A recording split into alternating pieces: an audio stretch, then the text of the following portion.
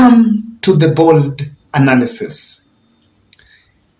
Kimani Ngunjiri, Nyeri Town Member of Parliament, told Rigathi Gachagua that the biggest challenge he has is the exponential growth emerging from a first-time Member of Parliament to become the Deputy President. And immediately, he seems to have inherited ambitions to become president. They're normally presidential ambitions when you are in the office of the Deputy President, directly learning from William Ruto.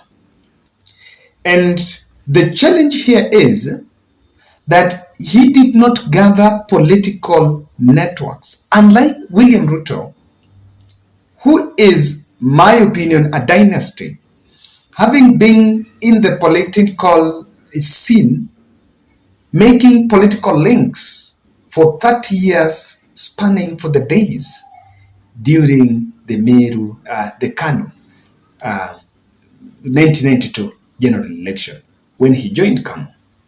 So William Ruto has had friends and enemies, had made friends and enemies during his political life. Remember, he was a member of ODM, and at one point was a member of the Pentagon.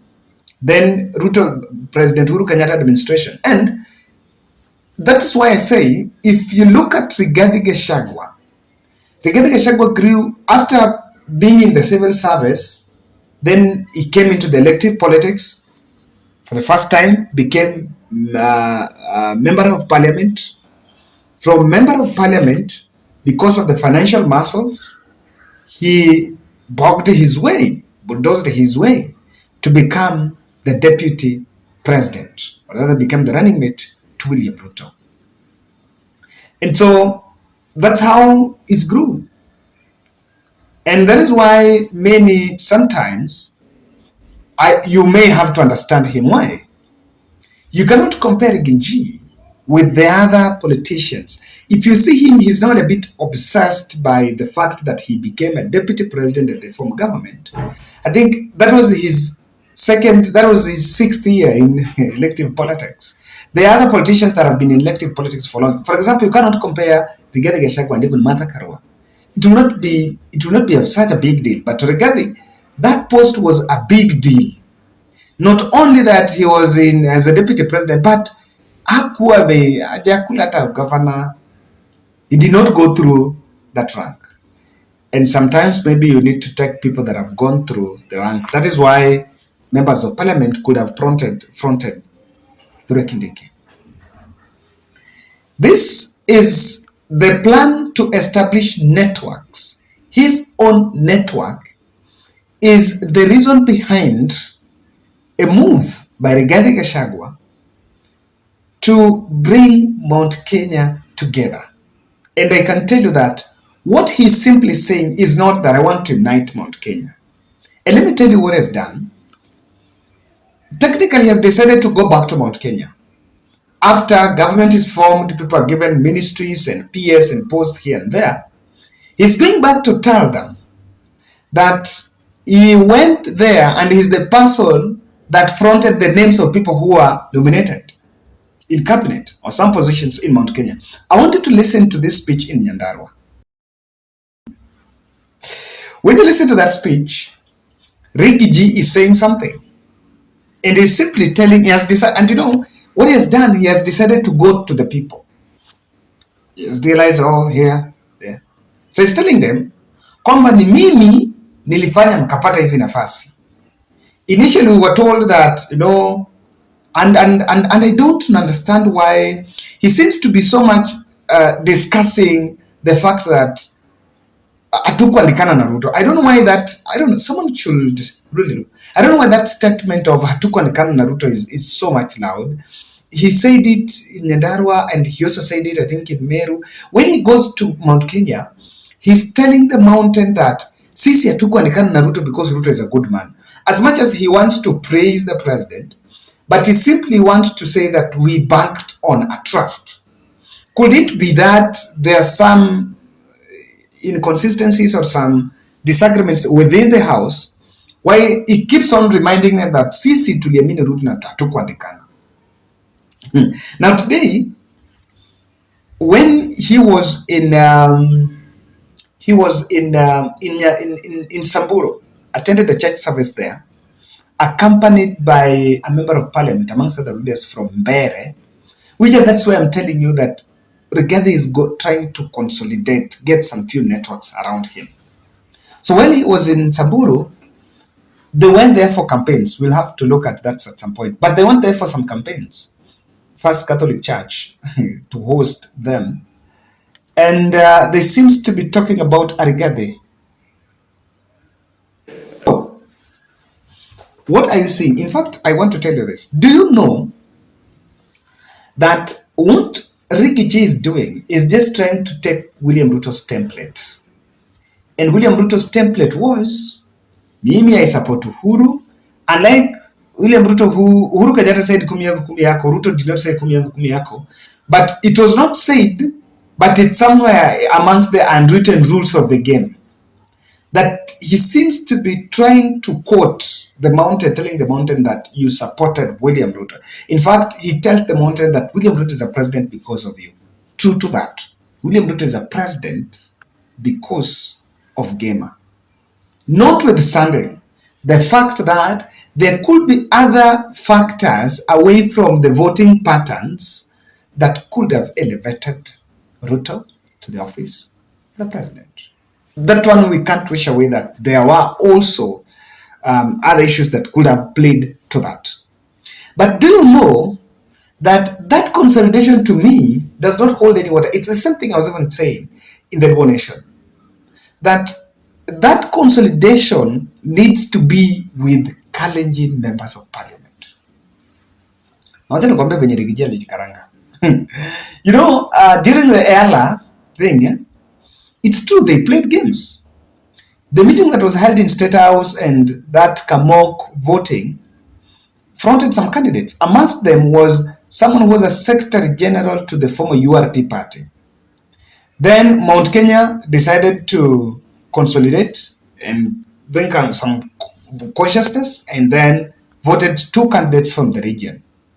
Then Rigiji Alidi Karanga himself, he came out in public to say that he lobbied Mount Kenya MPs not to go as per the State House agreement. You know, I listened to that and I was like, Akwana, there's some things you don't come and make that statement. Yes, it's good, it's a good move and it's a good note, but you don't make it, because out of it, you show a character. From then, guys, you'll realize that even when William Ruto is away, Rigathi Gachagua, the members of parliament from Rift Valley are not regrouping with him. They are not regrouping. Apart from those who are in cabinet, who are there because of it's a government function. But I would expect that when he is in Samburu, now I would expect to see the likes of Oscar Sudi, you will the Johanna Ngenos, you will expect to see the likes of the senators in Kalenjin coalescing around Gachagua when he's in Samburu. But do you know that that is not happening? And that is why I say that that regrouping will not be very successful, because that aspect of bringing people together does not really come through. And Ruto has a very clear way of cutting down. And Ruto, very clear way. Apart from what many people are saying about Raila Odinga, Raila is going to do that, I don't think even that of Raila is key. Ruto is quoting Gema business models. Since government was formed, there are three appointments I want to bring to your attention. There's a Mary Wambui, who is taken to, I think, Communications Authority or something. Was a business person who really was the will behind William Ruto. There were actually potato people who had funded. Humphrey Kariuki was also, I think, his business had some issues during Uhuru Kenyatta's time. And there were rumors that Uhuru Kenyatta They were really bedeviled by tax evasion, nini nini, all those challenges. At courtesy of William Ruto, they have been given some economic council jobs there. Anthony Mwaura, the head of elections board at UDA, who also was people that supported and background William Ruto, is the chairman of KERE. So what are you saying? These are people, and deliberately, you can see even in US, when William Ruto is going away, William Ruto is giving a lot of prominence and is bringing together the Mount Kenya business community that had even coalesced around Raila. Without that group, you can't really have a stake, but without that group, you cannot make a big impact. So that's one way.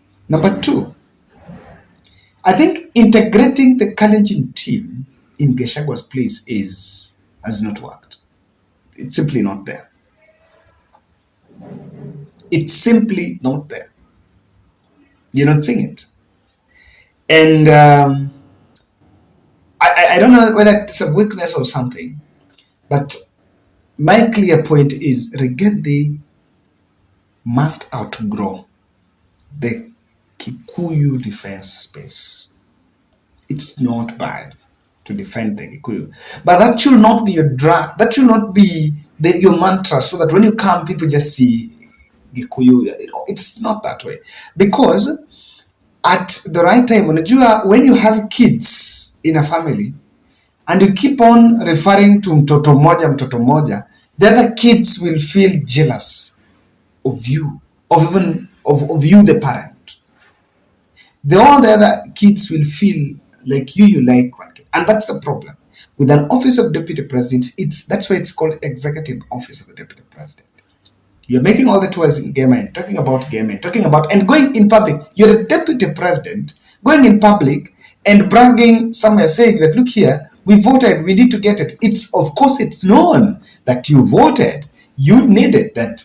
Because of that, if posts are given in terms of the votes, then you deserve that. But it's unwritten. You don't even need to say it, and no one is out to challenge. I don't know what you think, guys. That's my take. That to some extent, these Kalenjin MPs are not regrouping around Gachagua. And this could be a wider scheme by William Ruto to scatter his. Because with him, if this is now, how about if they get re-election? What exactly is going to happen? Gachagua will start campaigning immediately the next day, as William Ruto did. And what I think, guys, that's my bold analysis.